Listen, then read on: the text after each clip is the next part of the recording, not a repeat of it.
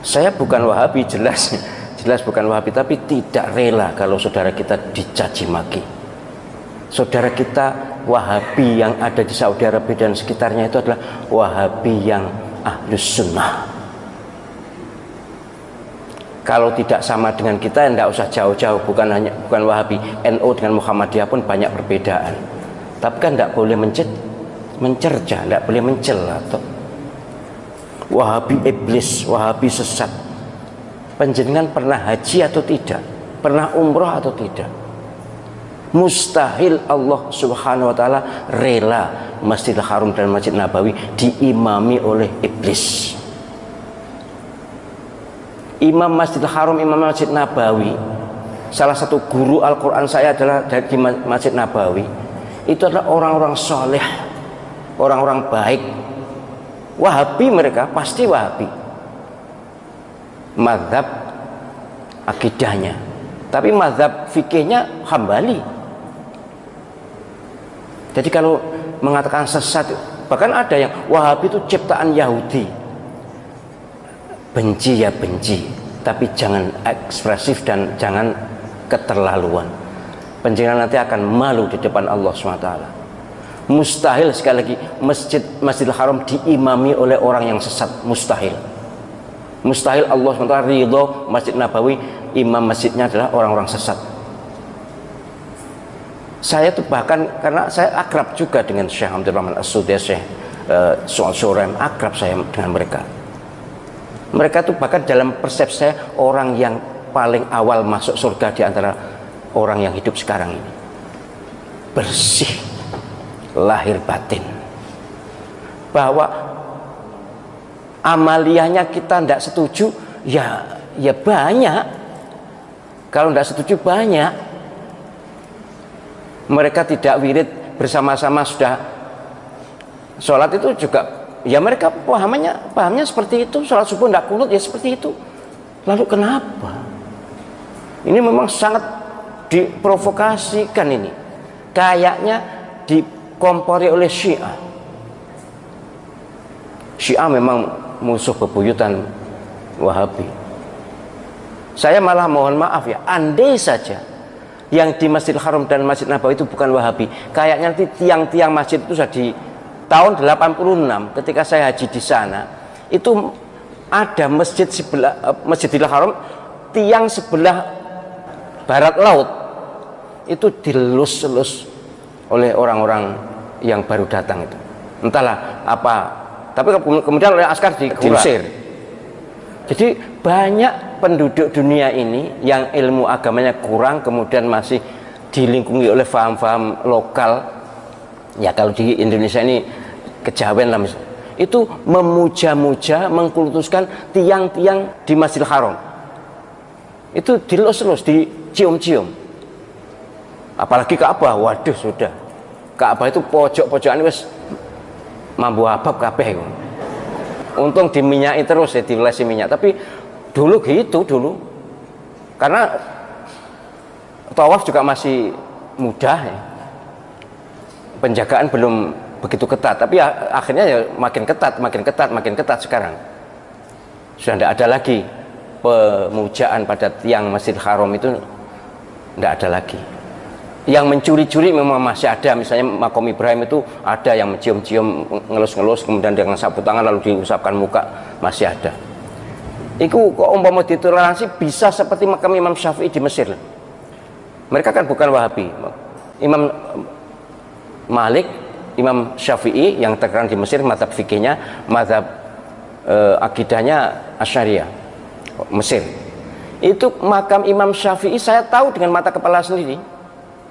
Waduh, digunakan tawaf. Ya, kalau saya mengingat memang tidak seketat di Saudi. Kemudian ada orang yang kirim surat, yang makam dia kirim surat. Kemudian ada naruh uang, segala macam jenis ritual mirip kejawen. Siapa yang ikut Nabi dan para sahabat itu Ahlus Sunnah wal Jamaah. Ada yang menyebut Ahlus Sunnah saja, ada yang menyebut Ahlus Sunnah wal Jamaah. Oh, nah, Ahlus Sunnah wal Jamaah NU. Iyalah NU Ahlus Sunnah wal Jamaah, tapi bukan hanya NU. Yang Ahlus Sunnah wal Jamaah itu bukan hanya NU.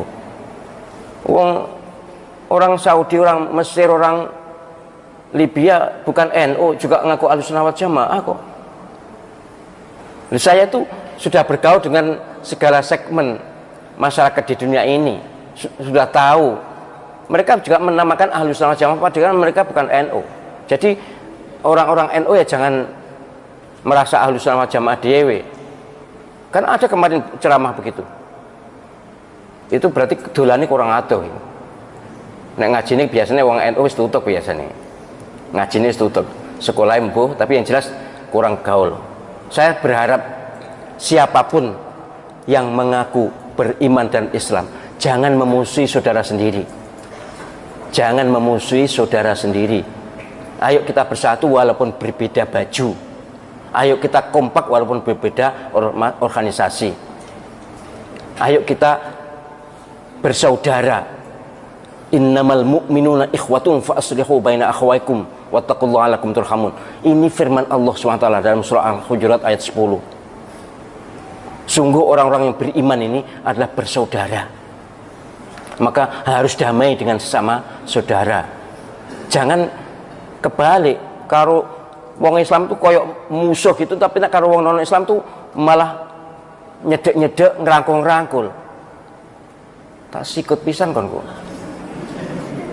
Saya tuh mohon maaf ya, berdakwah tentang ukhuwah ini sejak tahun 2002 di Masjid Akbar itu.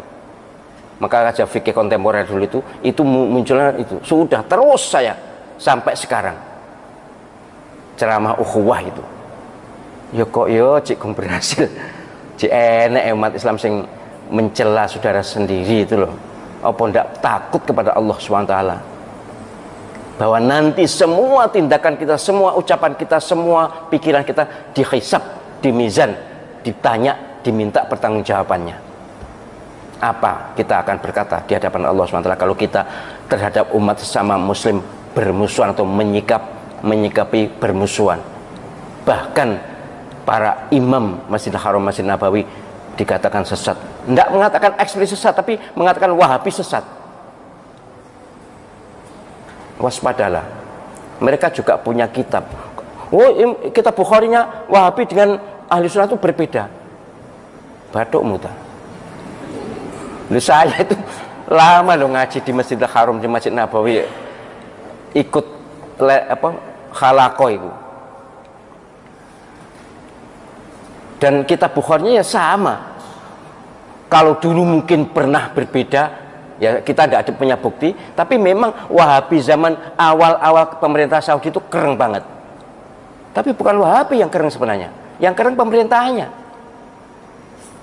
Karena pemerintahannya baru berdiri, kemudian dari segi agama akidahnya ikut Wahabi, karena ulama yang paling top di Saudi saat itu yang bisa mendukung kerajaan itu Wahabi. Ya wajar toh. Kalau seperti sekarang pemerintah lebih ngerangkul pada ormas tertentu, wajar itu. Itu bagian dari kemestian politik. Baik, jadi soal Wahabi moga-moga tidak usah dipersoalkan lagi ya. Sekali lagi kita kalau haji, kalau umroh ke Saudi Arabia, di Masjidil Haram, Masjid Nabawi itu imamnya adalah beraliran Wahabi. Kalau kita katakan Wahabi sesat, berarti kita bermakmum pada orang sesat. Waspadalah, itu adalah labelisasi atau stigmatisasi yang sangat berbahaya untuk ukhuwah Islam. Syekh Muhammad bin Abdul Wahab sedang memberi berita lewat tulisan kepada para muridnya. Aku ini difitnah telah membatalkan kitab-kitab para imam madhab. Dan aku juga difitnah inni aqul innan nasa min sittumi asana laisu ala syekh. Aku juga difitnah bahwa aku mengatakan bahwa umat Islam sejak 600 tahun yang lalu, yaitu mereka semuanya sesat. Padahal saya tidak pernah mengatakan begitu. Kemudian apa? Ini ada ijtihad. Saya difitnah. Katanya saya mengajak orang untuk ijtihad keluar dari madhab. Saya tidak pernah mengajak seperti itu. Kemudian dikatakan lagi, ini kharij anil taklid. Ada fitnah saya. Katanya saya tidak taklid lagi. Enggak betul. Jadi kalau beliau katakan enggak betul, berarti beliau masih taklid. Kemudian ada lagi yang fitnah saya. Kata dia, ini aqul inna ikhtilafal ulama naqam, bahwa perbedaan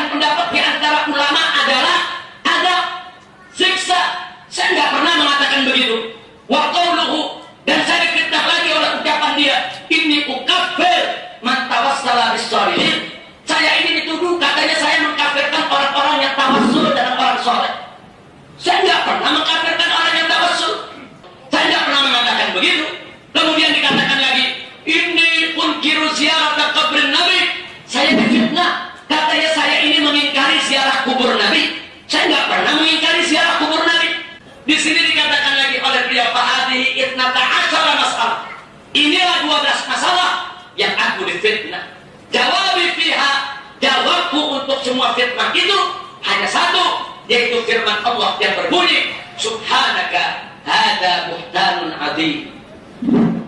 Nah, jadi saudara, ini bisa kita dapatkan dalam Al-Risalah Al-Hadiyah Asyar, yaitu risalah yang ke-11 min Rasail Syekh Muhammad bin Abdul Wahhab. Jadi silakan Anda cari Rasail Syekh Ibnu Muhammad bin Abdul Wahhab yang jilid ke-11. Nah kemudian saudara, di jilid ke-11 ada di bagian kelima halaman 61. Kitab ini, buku ini disebarluaskan oleh Jami'ah Muhammad Ibn Saud Al-Islamiyah, oleh Jami'atul Imam Muhammad Ibn Saud yang ada di Riyadh, saudara. Artinya Universitas Imam Muhammad Ibn Saud yang mencetak itu buku, yang menyebarluaskan itu buku, pernyataan daripada Syekh Muhammad bin Abdul Wahhab. Kalau beliau tidak pernah mengkafirkan orang yang ziarah kubur, beliau tidak pernah mengkafirkan orang yang tawasul, beliau tidak pernah mengkafirkan Imam Busiri, beliau tidak pernah mengkafirkan umat Islam hanya karena khilafiyah, perbedaan pendapat, saudara. Jadi kalau ada mereka yang ngaku-ngaku sebagai pengikut Syekh Muhammad bin Abdul Wahhab, terus seenaknya mengkafir-kafirkan umat Islam yang lainnya, mereka ikut siapa?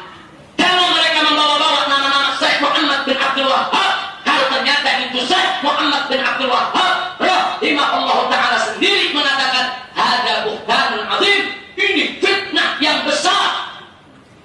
Na'udzubillah min dzalik. Kira-kira jelas tidak?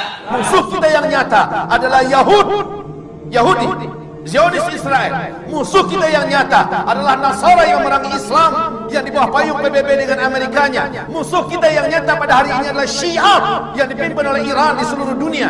Ini musuh kita yang nyata. Jelas siapa di hadapan kita. Tetapi umat Islam dibentur-benturkan dengan isu-isu yang mereka yang buat, orang kafir itu buat, termasuk Syiah yang buat, semacam Wahabi dan segala macamnya.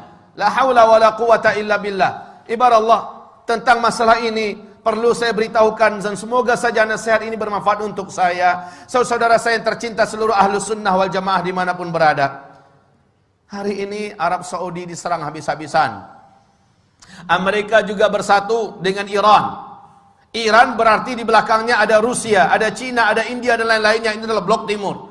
Amerika sebagai energi terkuat yang ada di PBB menyatakan Iran adalah saudara kita. Sekarang di Iran, seluruh kota-kota yang ada di Iran hari ini ibarat Allah, semua tulisan-tulisan matilah Amerika di dinding-dinding di mana saja sudah mereka hapus. Yang digantikan dengan matilah Saudi, matilah Saudi, matilah Saudi. Lalu orang-orang muslimin di seluruh dunia termasuk di Indonesia berhasil dibakar dan disulut dengan isu Wahabi yang disematkan kepada Saudi, disematkan kepada imam-imam yang memimpin di Masjidil Haram, di Masjid Nabawi, disematkan istilah Wahabi ini kepada ulama-ulama yang bersumber dari Saudi. La haula wala quwata illa billah. Ketahuilah hamba-hamba Allah, ini fitnah. Sebab apa? Dengarkan hadis-hadis Rasulullah sallallahu alaihi wasallam berikut ini. Semoga kita tersadar betapa kita telah diadu domba oleh musuh-musuh Allah yang membawakan istilah-istilah yang tidak patut untuk dipercayai bersama. Saya yakin dan berbaik sangka bahwa seluruh yang hadir dalam Jumatan ini, di masjid ini, insya-Allah ta'ala bukan termasuk orang-orang yang mudah disulut dengan paham-paham seperti ini.